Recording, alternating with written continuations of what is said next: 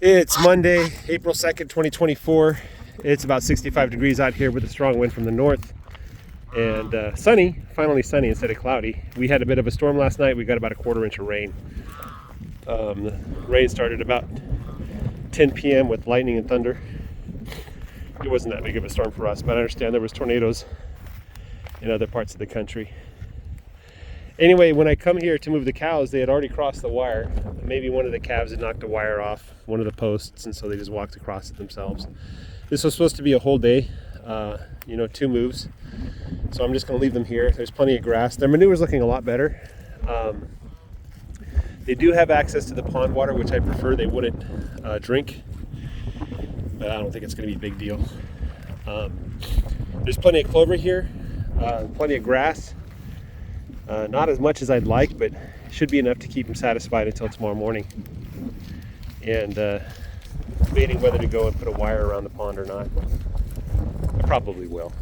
I'll probably just set up a wire and take it down tomorrow morning when I move it to the big row. No new calves to report, but last time I was here 6 weeks ago, we did have a new calf born. That was the day I remember taking number 10 here, which is what I'm looking at. I took her to the vet because she had a retained placenta. So the afterbirth didn't come out of her, and I probably waited a little too long to go to the vet and get it out. And number 10 was pretty upset. She was being mean and jumping around and making all sorts of noises. But once that thing came out, she was back to being the mellow cow that she normally is, So we did have a calf that was born here on the bank, and when I came back in the evening, he was in the water and cold, wet. So we rescued that calf. Thankfully, the calf survived. I forget whose calf it was. I think it was one of the white cows. I'll have to go back and check that video. But yeah, I was saying the manure patties look pretty good. I didn't mention that in the quick update, but I did want to mention it. So this is that perfect dimple. Probably a little bit taller than I'd like, but it looks good. There's some other patties out here that look real good. Let's see if I can find, there's one. It's a fresh patty, looks super good. It was probably dropped this morning. The flies are swarming it, they're laying their eggs. I see some other critters on there. I think I see some parasitic wasps actually.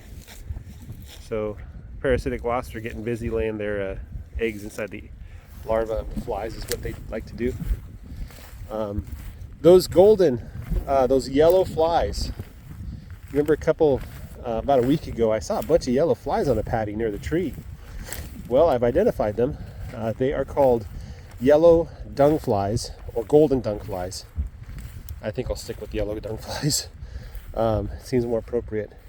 And then reading the Wikipedia article on them, there's been quite a bit of research on them for a variety of reasons. But one of the interesting things about those flies is that they do eat dung.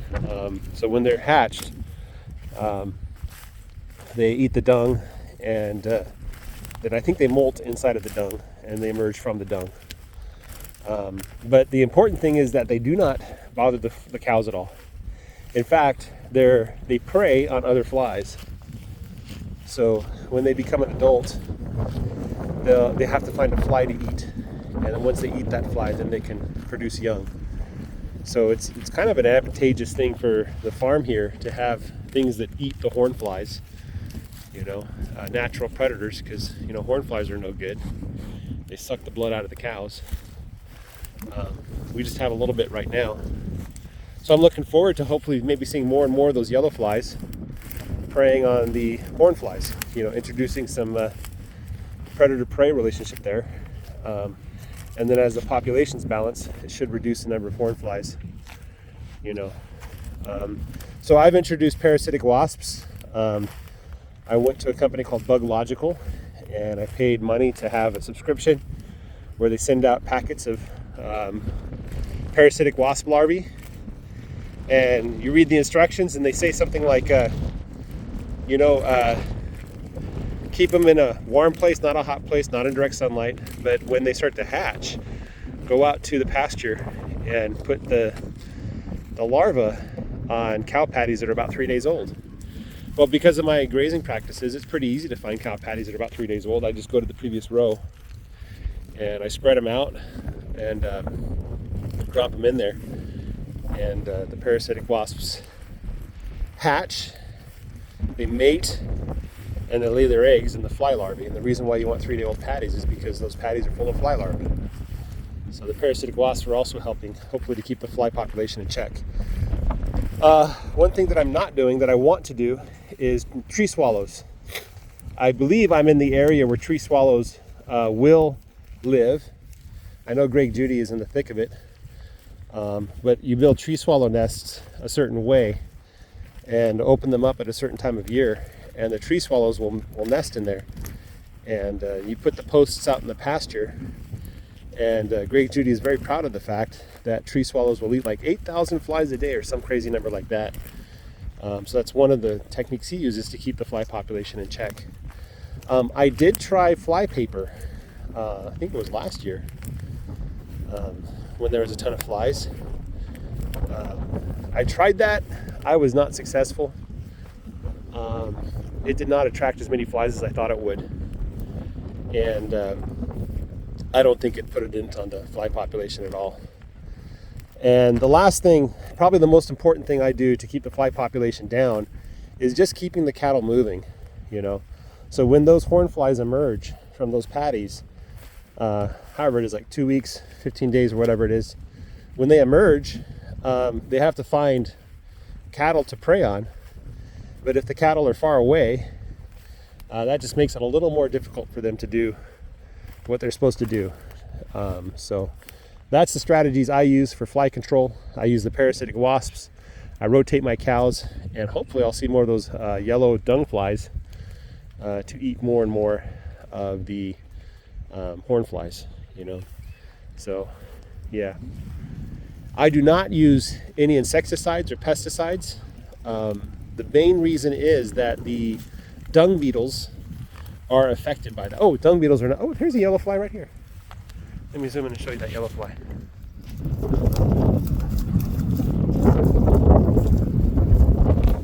I read a lot about the yellow dung fly. What's going on is either that's a female or a male hoping for a mate to come to the patty.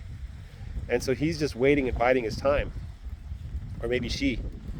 And then when the another one comes, they'll mate and lay their eggs right there on the patty. And they're little tiny yellow white dots. They just sit on the surface of the patty. So, yeah, dung beetles. Dung beetles are affected by the insecticides they use to control horn flies. And the dung beetles are important because what they do is they burrow into the dung patties, and they drain the water out. They dry out the dung patties. And so when the horn flies hatch, there's no water. They basically dehydrate and suffocate to death because of no water. The dung beetles also burrow in the ground, and they bring that dung downstairs into the ground, which is a big deal. That helps to put more carbon into the soil,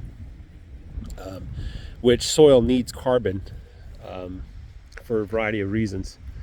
But that's how the soil gets healthy. Is you can measure the soil health more or less by just measuring the amount of carbon in the soil.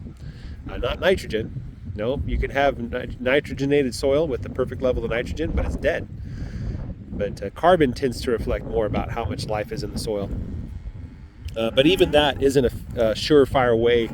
Like I could take charcoal and mix it in the soil. That doesn't make the soil alive, right?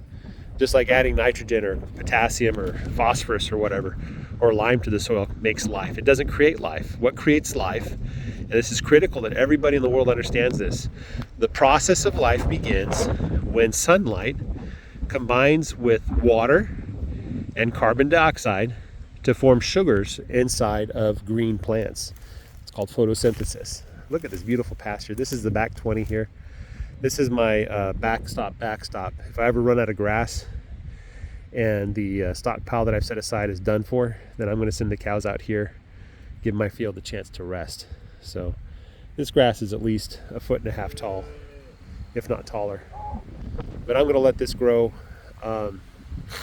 This will be my reserve, my fail-safe if I make a mistake.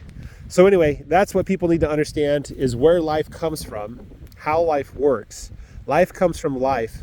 Life is sustained by sunlight, water, and carbon dioxide.